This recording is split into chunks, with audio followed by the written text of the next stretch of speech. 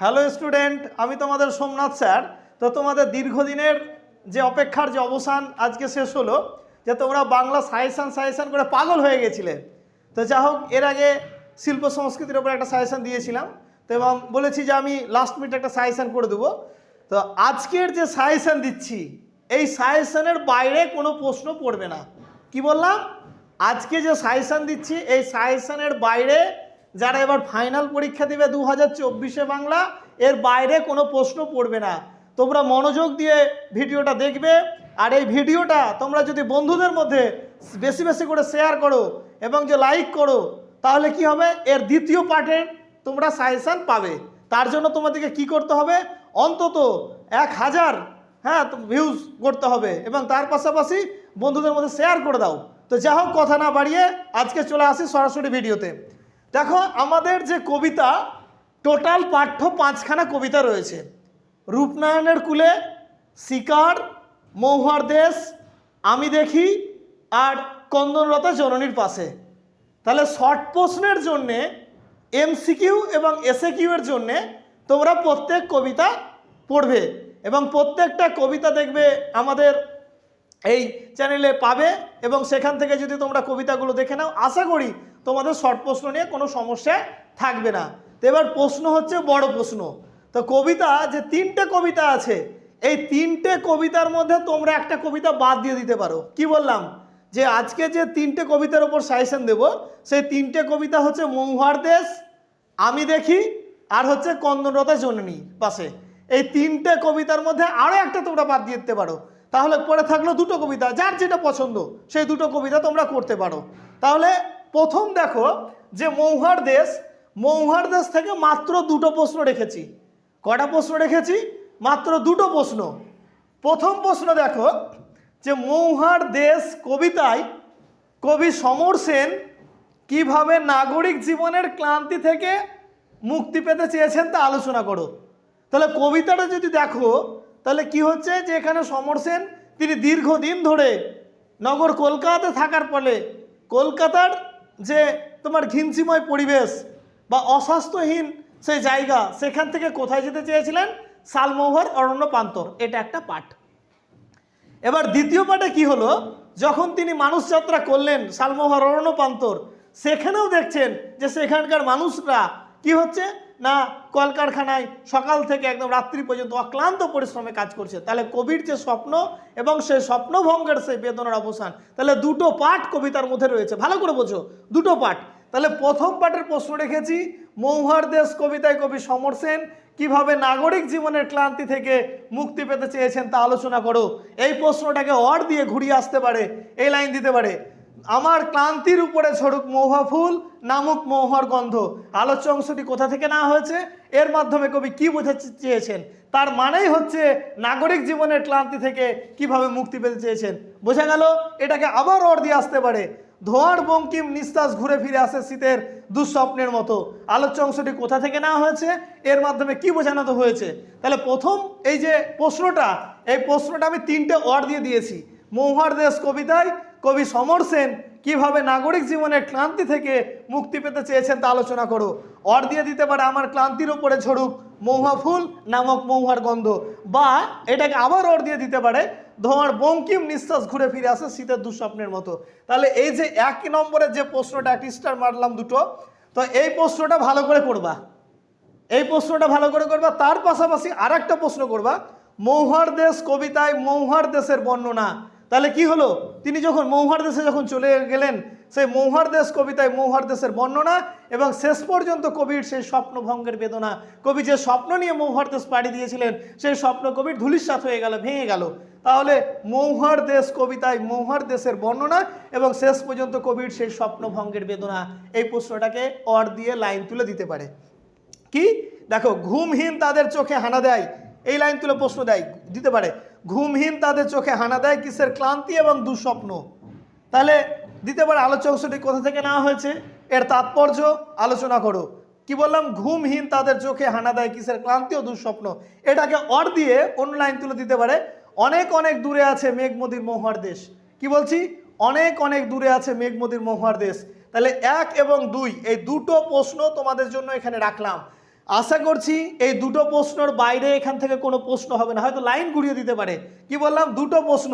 এরপরে তারপরে তোমার আমি দেখি কবিতা আসছে, তাহলে মৌহার দেশ থেকে মাত্র দুটো প্রশ্ন দিলাম, এই দুটো প্রশ্নের বাইরে কোনো প্রশ্ন হবে না। ক্লিয়ার? চলে এসো আমি দেখি। তাহলে আমি দেখি কবিতায় এই প্রশ্নটা এবারের জন্য সবথেকে গুরুত্বপূর্ণ। শহরের অসুখ হাঁ করে কেবল সবুজ খায়, সবুজের অনটন ঘটে। তাহলে প্রশ্ন এরকম দিতে পারে, আলোচ্য অংশটি কোথা থেকে নেওয়া হয়েছে, শহরের অসুখ বলতে কি বোঝানো হয়েছে, এবং সবুজের অনটন কেন ঘটে। কি বললাম, আলোচ্য অংশটি কোথা থেকে নেওয়া হয়েছে, শহরের অসুখ হাঁ করে সবুজ খায় কেন, এবং সবুজের অনটন ঘটে। সবথেকে গুরুত্বপূর্ণ প্রশ্ন আমি দেখি কবিতা থেকে, এই 1 নম্বরের জন্য। দ্বিতীয় প্রশ্ন কি রেখেছি, আরোগ্যের জন্যে ওই সবুজের ভীষণ দরকার, অর্থাৎ আরোগ্য লাভ করার জন্য ওই সবুজের ভীষণ দরকার। বা এই প্রশ্নটাকে ঘুরিয়ে দিতে পারে লাইন তুলে, চোখ তো সবুজ চাই, দেহ চাই সবুজ বাগান। আলোচ্য অংশটি কোথা থেকে নেওয়া হয়েছে, এর মাধ্যমে কবি কি বুঝিয়ে দিয়েছেন।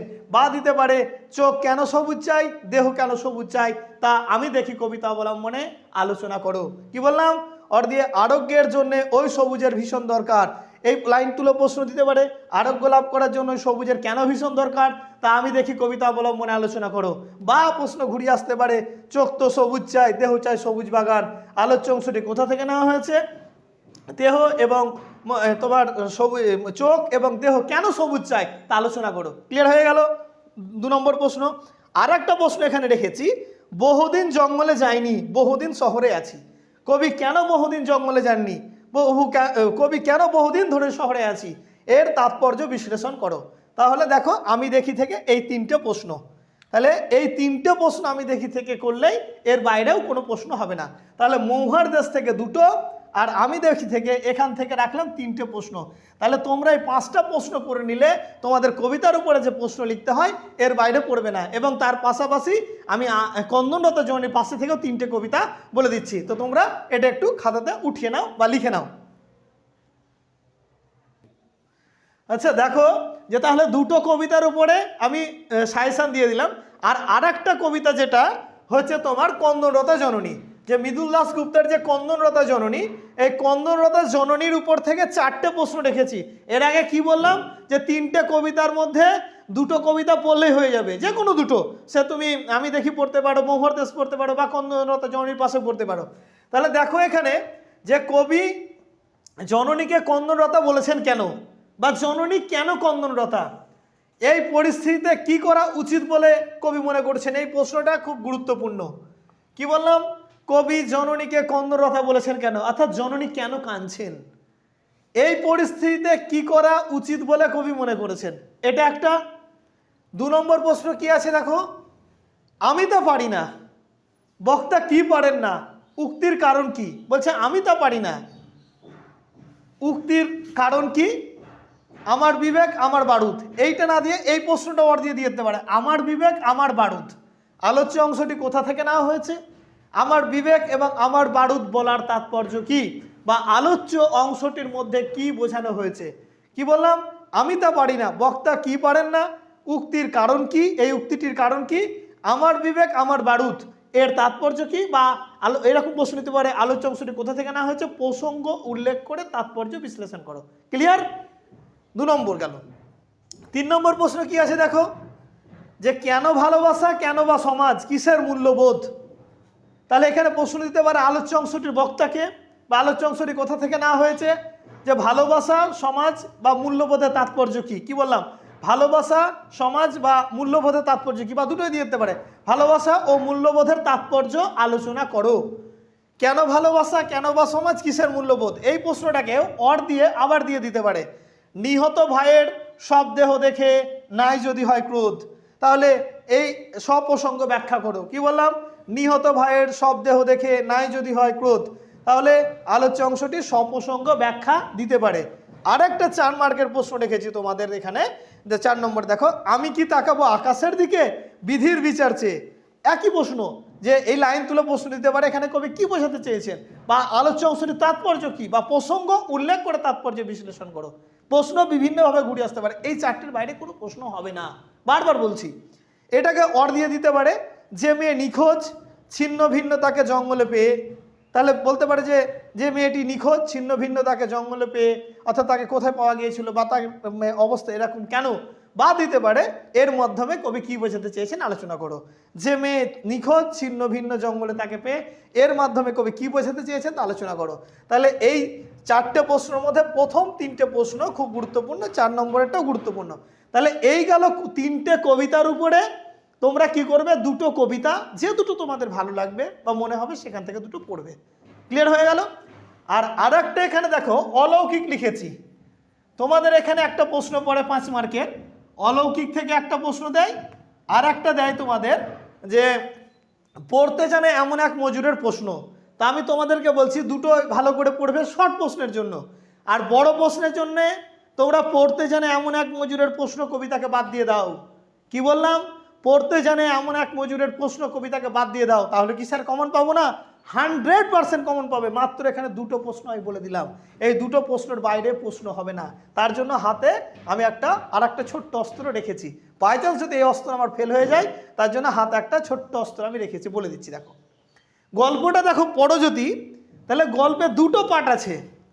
প্রথমের অংশ থেকে এর আগেবার প্রশ্ন হয়ে গেছে। ওই যে গুরু নানকের সঙ্গে যখন মর্দানা আসছিল, আসার সময় সে কি হয়েছিল, যেখানে বিশ্রাম নিয়েছিল, সেইখানকার ঘটনার উপর একটা প্রশ্ন চলে এসছে। তারপরে তোমাদের এখানে 2টো পার্ট আছে, একটা পাথরের চাঙড় থামিয়ে দেওয়া, আর একটা হচ্ছে সাকা। তাই ভালো করে বোঝো, একটা পাথরের চাঙড় থামিয়ে দেওয়া, আর একটা হচ্ছে সাকা। তাহলে প্রথম যে প্রশ্নটা দিয়েছি, গল্পটা কয়েকবার গুরুদ্বারেও শুনেছি। কোন গল্পের কথা বলা হয়েছে? গল্পটা অলৌকিক গল্প অবলম্বনে আলোচনা করো। ক্লিয়ার? গল্পটা কয়েকবার গুরুদ্বারেও শুনেছি। কোন গল্পের কথা বলা হয়েছে? এই গল্পটা অলৌকিক গল্প অবলম্বনে আলোচনা করো। এই প্রশ্নটা বিভিন্ন অথবা দিয়ে আসতে পারে, বিভিন্ন লাইন তুলে ওখান থেকে যখন দ্বিতীয় অংশটা পড়বে। যেমন আমি এখানে 2-3টে দিয়েছি।